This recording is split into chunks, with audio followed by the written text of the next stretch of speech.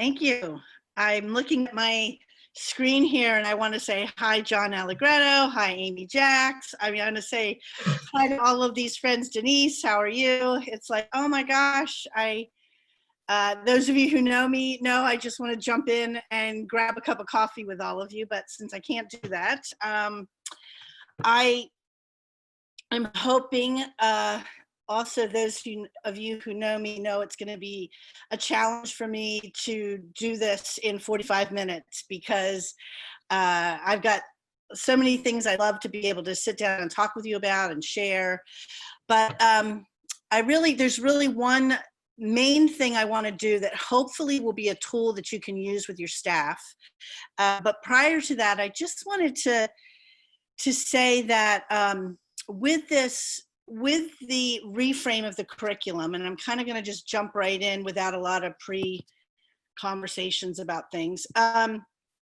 The importance of the timeline and of the story timeline is really helping us to grasp again, which many of us know, but we need to be reminded that we are formed by story. All of us are formed by story. Every single one of you on here, every person who comes to the DTS is formed by the stories they've been told in their own life about who they are and the stories that they tell others.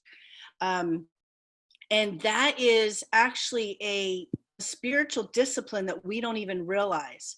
That the stories you hear growing up of how you became part of your family, whether you were born naturally or adopted or grafted in or whatever, the stories that you hear about your family, they form who you are. So it's interesting.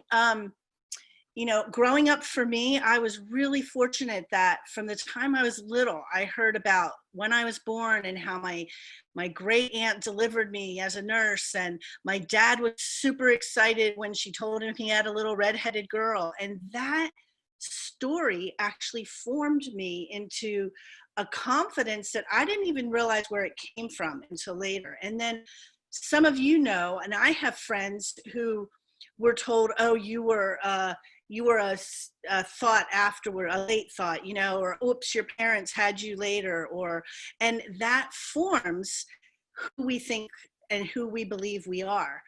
And so when we talk about the story in the DTS, it is so important for us to be thinking as DTS leaders, what story are we sharing with our school? What story are we sharing with our staff? And so the first really practical thing, which I'm sure many of you, if not all of you do, but I feel like I just need to say this to me, is in the beginning of your school, in the very first week, I highly recommend you put up a timeline around your room from eternity past to eternity future.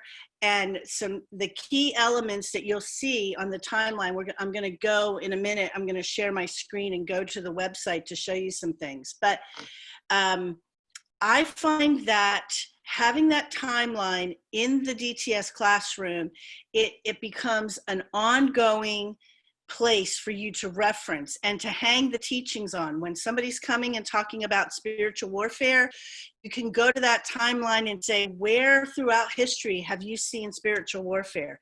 If people are talking about relationships, you can go to that timeline. Where is you are part of this timeline, and how have the relationships in your life affected you, et cetera, et cetera. So I kind of feel like most of us are already on that page. I don't have to really expand too much on that. But one of the things that I think is important for us to recognize, and I'm going to send a link to Jen and Amos of a 20-minute video I did on the history of the curriculum, where it goes through, I just go through quickly, what was the curriculum outline, like written down when Lauren and Darlene first started? What was the curriculum outline in the 80s when they realized there was some people who weren't in those first SOEs or DTSs back in the 70s, and they need a little bit more information on what's supposed to be covered in the DTS. And that curriculum was like literally this big on a piece of paper. It was a half a page of paper. I look at that and I'm like, oh my gosh, I'm shocked they even called it a curriculum, but they did. And then the next one kind of blew everybody out of the water because it was 10 pages of just handwritten things. And everybody looked at it and went, we're overwhelmed by this, right? And then that's when, that served a purpose. That was called the clarified curriculum. And then we did, then we realized that that wasn't really meeting the needs of this generation. And we needed something visual. We needed something that was a little more expanded with more resources. And that's when the Reframe, the vision for the Reframe appeared. But what is really important that you all hear and that you share with your staff and you share with other people is that the curriculum has not changed over 50 years. It has continued to, the basic key elements that John Allegretto had when he was doing DTSs in Hamilton, New Jersey 100 years ago, or close to it, that those same things are the same things that you'll be doing in your DTS now. And that's really important. The same topics, the same, the mandate, the anointing that God has on the DTS has remained the same. It might just look a little different, if you want to say, from the packaging or whatever. So what I wanted to really, the concrete thing I wanted to do with you guys is to give you something that you can take with you, and you can do this exercise with your staff. And it's, some of you may have done this before. I'm not sure, because there's a few of us that do a exercise like this in workshops. But I sent Jen a worksheet, a curriculum worksheet that I think she's going to send to you, but I'm going to share my screen and show you what it looks like. So it's really simple. So this is my, this is what it looks like. So it would take a topic that you have in your DTS, and then the first thing you do is you go to the Reframe, to the website, and you go, where in the Reframe is this topic highlighted? Now, I'm going to give you an example in a minute, so it's not too theoretical, but very practical. And then the next thing is, how can we make connections between this topic and the story timeline? So that's another question that could be helpful. And this is something that you as a school leader can go through. I would actually suggest you do this with your staff, so that the staff become more and more familiar with the actual Reframe itself. They know how to get to the website. They know how to look through things. And then you take the different components. Now, this is just for lecture phase. You can also do this, and I highly suggest you do this for outreach as well. I'm just going to do it right now for lecture phase because of the time limit we have. You take the components of a lecture phase. You have a worship time, intercession time, lecture, small groups, one-on-one, work duties, special events, community outreach, meal times. So stop right there. You're going to look at all of those, and you're going to ask the question, how can the topic that we're doing this week, how can we make it really integrative, very intentional, so that it's not compartmentalized? So you're not doing worship and intercession about one thing and lectures about something else. Your small groups have nothing to do with what's going on that week. And if we're honest, a lot of our DTSs end up that way. We kind of just throw things in, and there's not a lot of continuity. So what I want to show you with this is, because what I love about something like this is, if you can sit down with your staff and do this, then there's going to be different people in your staff. And I think Darlene, I heard just a couple of things that Jen said about Darlene talking about releasing and allowing people to work in their gifts. If you allow your staff, so say there's somebody in your staff who has a real heart for worldview. Well, you could say to them, you know what, the week of worldview, I want you to look through this worksheet and see how you can take that week of worldview, whoever's going to teach on it, and you can make sure that there's continuity in worship and intercession and small groups with worldview.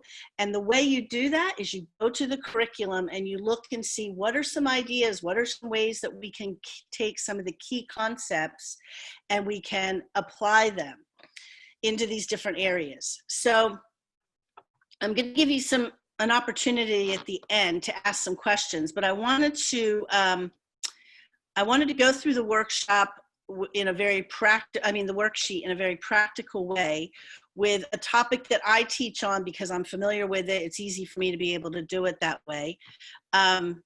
So let's just go down. So one of the topics that I teach on that I really love is the life of Jesus. So this is where in the Reframe is this topic highlighted the most. So if you go to, this is the website of the Reframe, and you go down to the curriculum and you look at all of the different curriculum categories, and you go, okay, obviously Jesus is in all of the curriculum categories, so that's a given, but there's certain categories where you're going to get a lot more emphasis or highlights of Jesus's life and what Jesus did on the cross. So the first one is going to be the new beginning. And so you take the worksheet. I keep saying workshop. So you look at the worksheet, you go, okay, it's the new beginning. And then it would also be the becoming a people like Jesus. So then you ask the question, how can we make connections between this particular topic, the life of Jesus, and the story timeline? And again, for some of you, it's going to be really easy, and you're just going to go, oh, well, that's a no-brainer. And others, for other topics, or for some of you that may be brand new, you might have to really sit down and think about this, look through the curriculum, and kind of dig. But in many ways, that's the point of this exercise, is it's going to give you something concrete to do in looking for this. So right off the top of my head, obviously the connection with the story is that Jesus is part of the Trinity. He's the Son, present at creation from the very beginning of the story timeline. And then his life as the true image bearer is part of the story timeline, all that he did, and then his reign in eternity at the end of the storyline. So basically, Jesus as Son, Jesus the true image bearer, Jesus the King of Kings, he's throughout the whole story timeline. And you can bring that forth in your, as you process with the school, you can help people see how Jesus is present throughout the whole story. Okay, so then we go to the components of the week of lecture phase, and you go, okay, we're going to have worship. So if we're talking about Jesus, let's have worship that really emphasizes who Jesus is. And so if you're having a musical worship, you have a set of songs that focus on Jesus, so that throughout that whole week, they're singing, those songs are going through their heads, they're thinking about who Jesus is. And maybe for a non-musical worship, which I don't know how many of you do that, where you don't always have instruments, you don't always have music playing, but you have worship times where there's not an instrument and there's not music playing. So say you're going to do a Lectio Divina. Now, some of you are familiar with that, where it's a meditation, but if you're not familiar with it, we're going to go back to the curriculum. We're going to go back to, we're going to go to the appendix. And in the appendix, there's different helpful documents. And one of the helpful documents is a glossary of practices. And you can go to that glossary of practices. They're in alphabetical order. You go down, and down here, Lectio Divina. It is to read scripture meditatively as the living word in order to encounter, surrender to, and increase communion with God. This is a practice that we can help people learn, and it's getting people into scripture. So if you go back to this, so if you're weeks on the life of Jesus, so you take a passage from the Gospels on Jesus's life, any one that you want, that you feel like the Lord is leading you guys in, and you do a Lectio Divina. You have a worship time where people are sitting, they're reading the scripture, they're meditating on it, they're looking at it in small chunks, and it's connecting what the speaker and the teacher are talking about with the worship time. Okay, let's go to the next thing, intercession. And if any of you have questions, I'm trying to think here if I can, if you want to type them on the side, maybe we can like hold off and talk about them at the end. That'll probably be easier, but okay, so intercession. How are you going to help people be thinking about who Jesus is and his life in intercession? Well, one of the ways, these are just things that came off the top of my head. I'm sure you guys would be much more creative and have all kinds of really interesting ways to do this. But I have often led intercession by taking the Lord's Prayer, so the prayer that Jesus taught, and taking the phrases, Our Father, putting it on a piece of paper, handing it out to people, having like a station that has Our Father. Who art in heaven, hallowed be your name. Hallowed be your name. That's like a worship. I have that on a piece of paper, and that's another station. Your kingdom come, your will be done. That's another station. And then we divide everybody up, go through the whole prayer, and we'll pick a topic, whether it could be human trafficking, it could be the city you're living in, and you go through the stations and pray the prayer that Jesus prayed. You say, Lord, I want you to be the Father in this city. Help people to know you as a Father, and just allow him to lead you in prayers through the Lord's Prayer. So that's just an example of intercession, but it's a connecting. You're talking about the life of Jesus. This is the prayer he taught the disciples. How can we incorporate that in intercession? Another possible intercession time you're looking at the life of Jesus, you're talking about all these different people, tax collectors, prostitutes, Pharisees, all that stuff.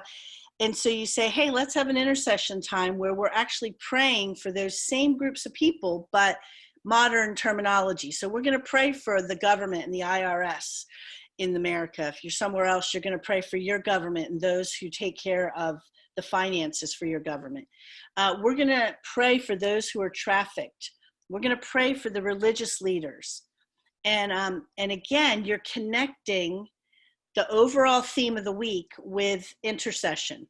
So, okay, lectures, that's a given. That would be, life of Jesus. Doesn't have to be me. It can be whoever's teaching the life of Jesus. I just threw that in. Small groups. Form a few questions from the teaching so that you're discussing in your group. One of the aspects of my teaching on the life of Jesus is I talk about Jesus had emotions. So maybe in your small groups, you want to sit around and say, has anybody ever thought of that? How does that aspect of Jesus shape your understanding of him? And you go a little bit deeper into that particular theme. And you could form all kinds of questions. But one of the things about this is that I think is really helpful is if you have your small group leaders sitting in on the lectures and they are coming up with some questions as they hear me teach, they could go, oh, I want to ask my small group this question about the life of Jesus. That causes our staff and us as leaders to be much more engaged in the lectures. So everybody's not just sitting back there going, ho hum, I've heard Lisa speak this before, or I've heard so-and-so speak on this topic 1,000 times, I'm just going to be on Facebook. No, if you're interactively going to be leading your small group based on some of the things that have been talked about that week, it's going to help you become more engaged in the lectures. Same thing with 101. You have your 101. Maybe you want to use this week to talk about, hey, tell me about how you came to know Jesus and what was so important about him when you came to know Jesus. or what aspect of Jesus's life that we're talking about this week is new to you, and you engage your one-on-one on a very specific question that has to do with the lecture. Okay, this can get a little bit creative about work duties, and you might be going, okay, you're really pushing it to try to have it apply to work duties, but it really depends on how intentional you want to be. So do you want, before you start work duties, to some of you guys to sit down and read one of Jesus's parables about serving? Or maybe you just want to throw out, before they go into the kitchen to start cooking, or before they're going out to do lawn work outside or something, you want to say, hey, let me just throw out a question for you to think about for this week, so that while you're doing your work duty, you actually are thinking or talking with your neighbor who you're doing work duty with about some of these things. And then you can go down a special event. This is where, again, it gives your staff place like an outlet to use their gifts and to be creative. So I'm sure many of you have seen the 8-episode video of The Chosen. That would be a great time to challenge people to watch that, or even to watch just a couple of them and talk about, what does it mean to look at Jesus's life this way? Or have them do some reenactments, and you might laugh at that because you think that's old school, that's in the 70s when they did all that stuff. I have, in the last couple years, had some of and Amos knows I did it in his school, I did it in Jen's school. I was quite surprised at how much the students got into reenacting aspects of Jesus's life. And some cultures, they still love that, and it's not even a question. A lot of Western cultures, people go, nah, that's old school, that's corny, whatever. But let me tell you, I passed out names. I said, you're Mary, you're Joseph, you're Elizabeth, you're Zachariah. And they totally got into it. I was a bit shocked myself because I was really not sure that they were going to. But, and in that reenactment, there was so much revelation, a lot of revelation, because we looked at, and I do this actually as part of my teaching, but you could also do it as a special event. And it really helps people put themselves into the scripture and into Jesus's life. So they're not just reading about it from out here, but what was it like for Mary to be the mother of Jesus? What was it like for Elizabeth to be his aunt and to give birth to John the Baptist? Or what was it like for Peter, James, and John to be on the Mount of Transfiguration with Jesus? So that's another example. And then community outreach. This is something we did in Sarajevo. As Amos said, I was in Sarajevo, Bosnia, and we weren't sure this was going to work, but we made up a questionnaire and had our students go out in the parks and just do a questionnaire. We did it about their belief in God in general, but you could do this with your teams, just to go out and maybe 2 or 3 questions about Jesus, and take them out, send them out to the wolves, so to speak, out into the supermarket or to the parks, and just go up to people and say, hey, we're taking a survey.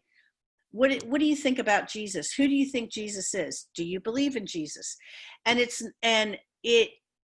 again, because people are going to respond in 100 different ways, and you can bring those responses back and end up having an amazing conversation with your school about, what do people believe about Jesus, and how did you feel when people said they believed he didn't even exist? Or people were like, well, I believe this, and you're thinking that's a bit heretical, but that's interesting. Why do they believe that? So anyway, this is all just ways that you can be creative in applying some of these things and being intentional. And then the mealtime, I threw this in just to have maybe 1 or 2 meal times a week where you have some really guided conversation. So it's not just go in, eat, run away real fast, but okay, Wednesday nights, we're actually going to sit around the table. We're going to have a conversation, and here are some questions. that we're going to talk about that are directly related to what we're learning about in class.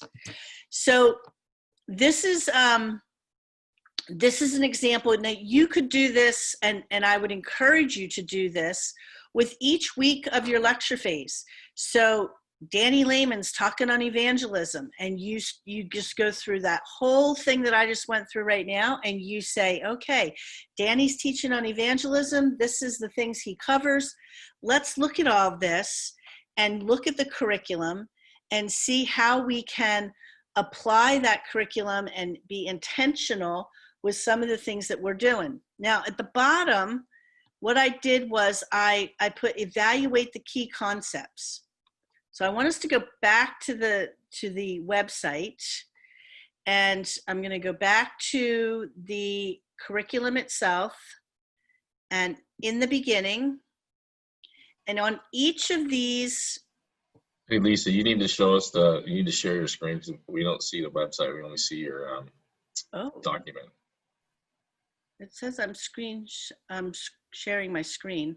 Yeah, it only shows the document for some reason. It's not showing the website? No.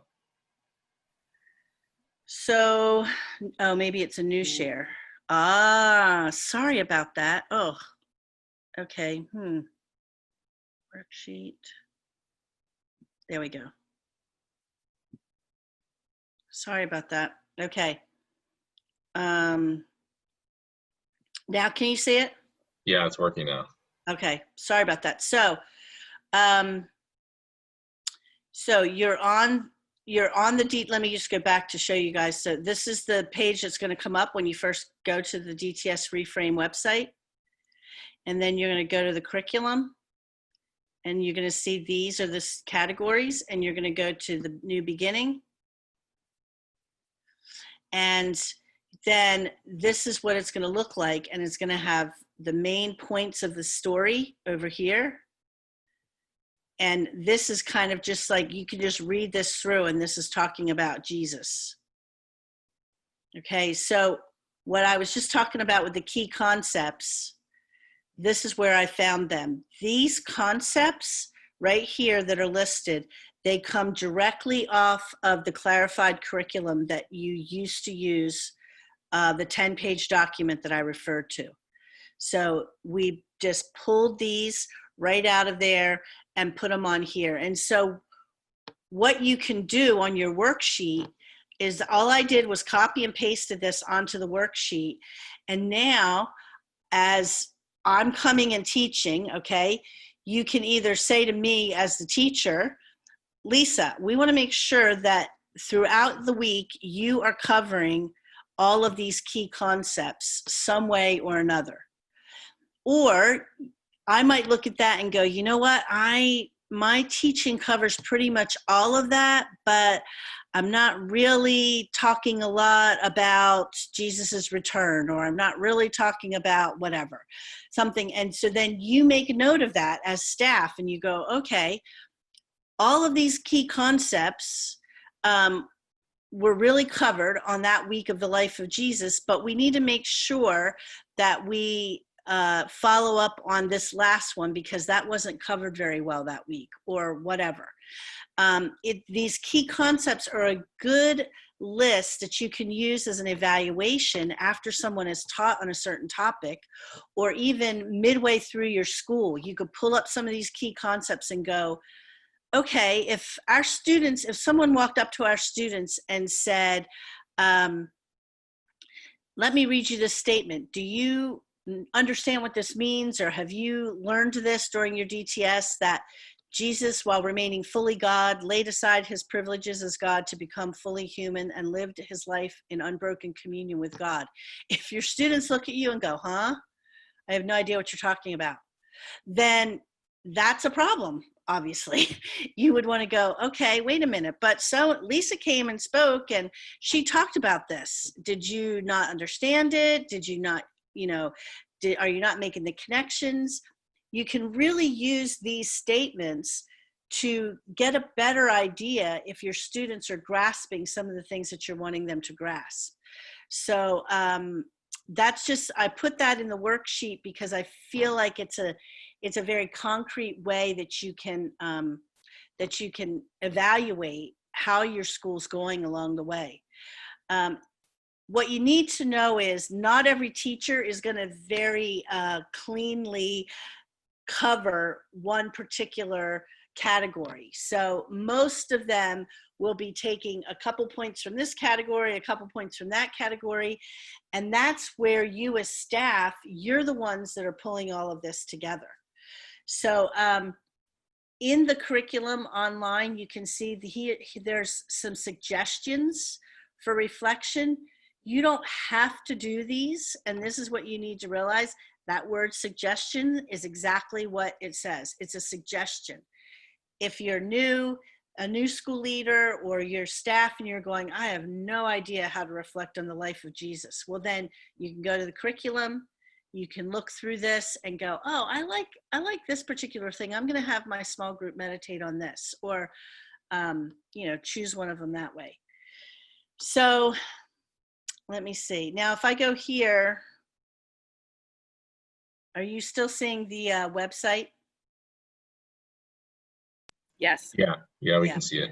Okay, so let me just go back. So this is, I'm going to open up a time for questions, because I really do better with question and answers, because I want you guys to be, I want to be sharing stuff that's relevant. So I think most of you have been here and seen this. The Reframe is the whole entire package, all of this. The curriculum are these categories: the Bible, who is God, in the beginning, what went wrong, a new beginning, and becoming a people like Jesus. The appendix this is all just things that will supplement and help you hear all of the reference easily to all of the covenants we've had in YWAM. Here's the foundational values, the DTS guidelines. You can see right here. These are all just ways we wanted one place where all of these things were easily accessible. So I'm going to stop there, because I really do want to know if there's questions that you have. So please don't be shy. Let me stop. I'm going to just real quick, Lisa, just jump in. If you guys have a question, write it in the chat. That way we can see if there are common themes, things we need to cover. But I just want to say, additionally, questions about the curriculum reframe are the #1 questions that Amos and I get when it comes to fielding things on your behalf. And typically what I find is that people who struggle with the curriculum reframe are people who, A, had a really great handle on the previous version or the previous layout, or it's people who have been accidentally doing a really good job at designing DTSs, and they're not sure why they're doing what they're doing, but maybe it's what they've seen at their campus, and it's sort of DTS is a machine.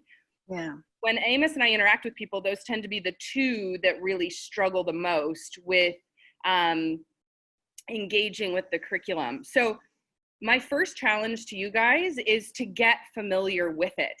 And I think what we're all saying is that you don't have to use it solely by itself, right? This should be in partnership with the previous or historical, version of the curriculum, what you've been familiar with.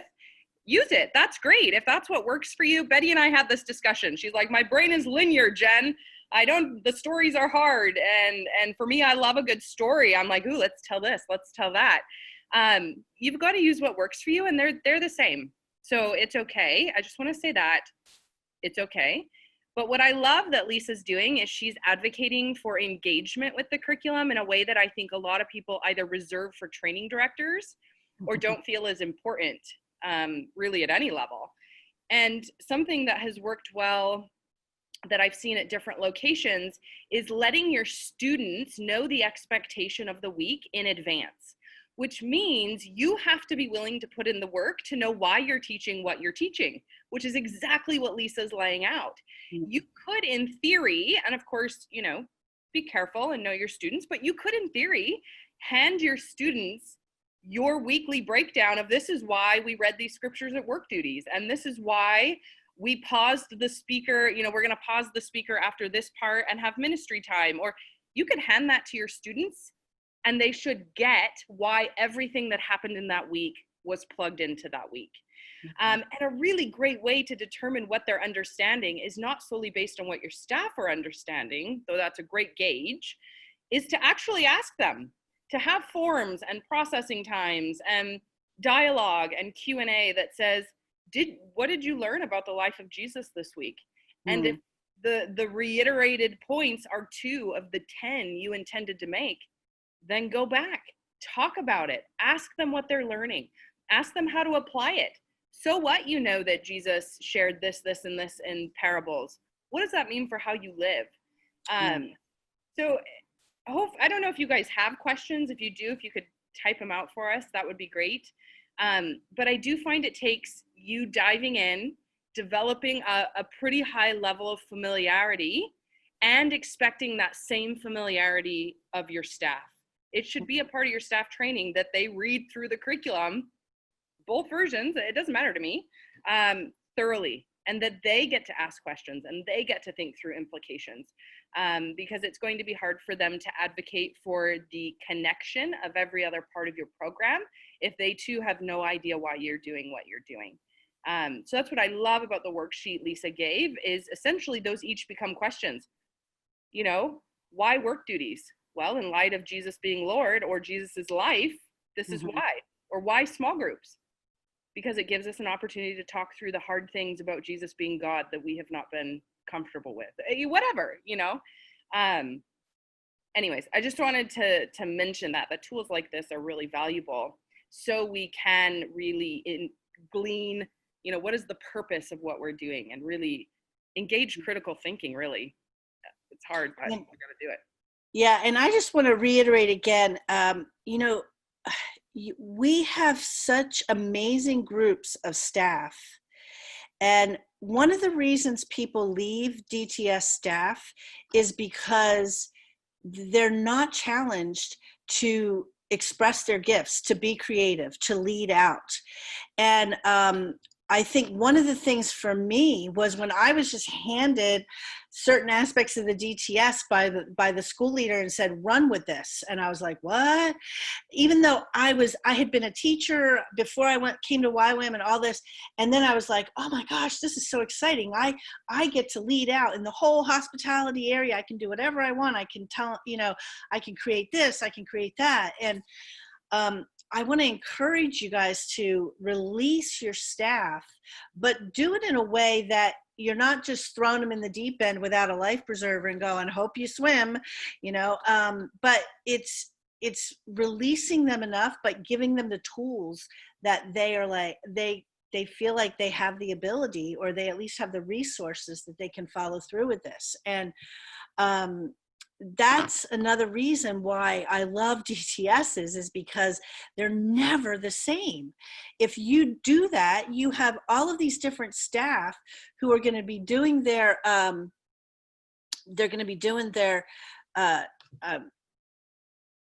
expressing their own personality, and each staff group is different with every DTS.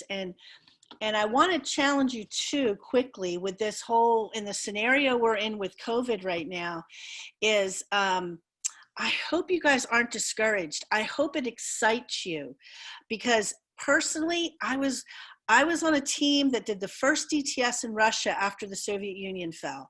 And it was a historical thing where we're going, we have no idea what we're doing, but we're just going to go for it. God's anointed the DTS, and we're going to push through. I did the first DTS in Bosnia after the war there.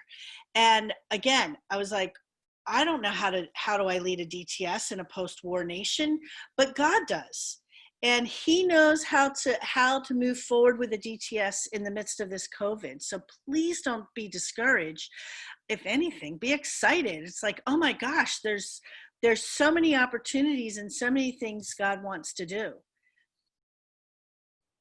That's really good. And that's the connection, I think, to what Darlene was sharing earlier about trusting our staff. So I really appreciate that, Lisa. Let them show you what they can do. That's awesome. Yeah. I see somebody from is asking about the clarified curriculum. So just wanting to get that connected. Yeah, there. Okay, I see it. That you responded to that, right, Jen? Yeah. Okay. And then Chris had a question about, are there some kinds of resources in place to help correlate the info in the Reframe with the U of N registration process? Yeah, actually, I think Vicki Hedgepath might be on here. She'd be better at answering that than I would. And I know, but I know that there has been talk amongst the registrars about how there's going to need to be some changes in the registration that help make that correlation between the Reframe. But if Vicki, if you're still on here and you want to jump in on that or type out something, that would be great. You would be better qualified than I am. Oh, there she is. Okay, hi everybody. You're doing great. This is awesome. Chris, in regard to the Reframe and doing some videos, we actually, from the training in July, some of your questions along this line has inspired us. So we're actually looking at doing some things coming up maybe in September. So I have just come off of a little break. So anyway, summer, we're just trying to wrap up a lot of things. But thank you for giving a push in that direction. And I think you'll be seeing some more things like that coming up, but I cannot tell you when. But we're definitely talking about it and dreaming little dreams and big dreams. I love it. Vicki, I imagine a full tutorial with your beautiful face guiding us through everything. I just can't even wait. I can't even wait. We'll have to talk, Jen. Ooh. I will say too, something that I think is beautiful is at our fingertips, we have each other. So I've done a registration, you guys have done, we've all done them. Whether we feel we've done them well or not, it's probably more for Vicki to tell us than anyone else, but we've done this. So let me help you do it. Like I spent some time on the phone with an Idaho location the other day, and we just talked through, well, here's what I put and here's why I put it. And I'm pretty sure it's right because we got approved, but so we need to do this together too. Yeah, and it's so good. I think it's really important that everyone knows that, you know, it's not someone just sitting there looking to disapprove or approve. It's just me here in my apothecary office art studio, and I'm reading through, and I want your school to be the best school that it can be. And I think, you know, from this perspective, what I'm looking for is that you really are filling out content, like the week content and outcomes, not we're using the Bible, that people would hear the voice of God, but really use this Reframe even and going through the ideas, or that you can find so many outcomes there. But I'm really looking, are you paying attention? Are you, as the DTS school leader, filling that out? Or is it someone who does admin who's never worked with a DTS, but they're just copying and pasting from previous registrations? So really own it. Like, this is your opportunity to create this, and realize that that one registration covers all of your schools within that 2-year time frame. So you might have a certain track, or do things a little differently. It doesn't matter. That one registration covers, and where you would show the uniqueness of each school is in the instance. And that goes to the registrars, where I'm the reviewer and program monitor. So the other thing I'm really looking for, you guys, is the variety of speakers. Are you having speakers that are both men and women? Are you having them of various ages? Are you having them come and speak from outside your location? Okay, so it's awesome. You could be at a location that is just loaded with amazing speakers. That's great, but we want to have people from outside of our location speaking into our students. We want to give a broad perspective. So anyway, those are things. So don't worry, just do it. Let's work together. It's great. I love getting to know you, and let's lean into each other. Like Jen said, we've done it. So lean into each other. That's what we're here for.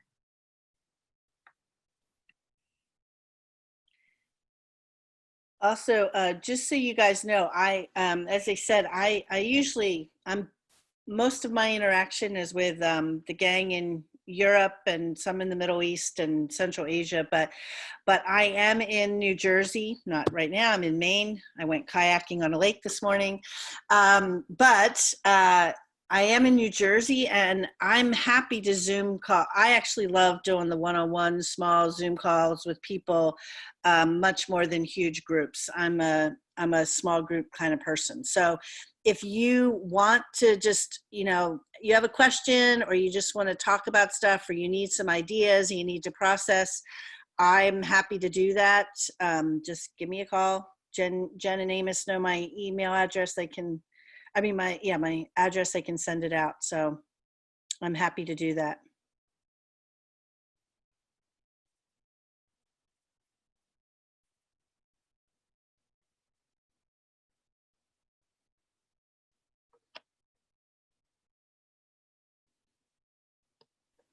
Okay, does anybody else have any more questions? Maybe while you're thinking, I'll mention too, we've not done this at our location, but when I heard about it, I thought we should do this. Actually using the registration process as an opportunity to pull all your training people into a week or a weekend or a retreat kind of thing to really talk through what are we registering and what are we committing to and why do we do DTS and how to use it as an encouragement process and probably a moment to kind of grasp what we do for new staff as well. I know a couple of locations do it that way, really make a big event out of their registration time. Mm-hmm.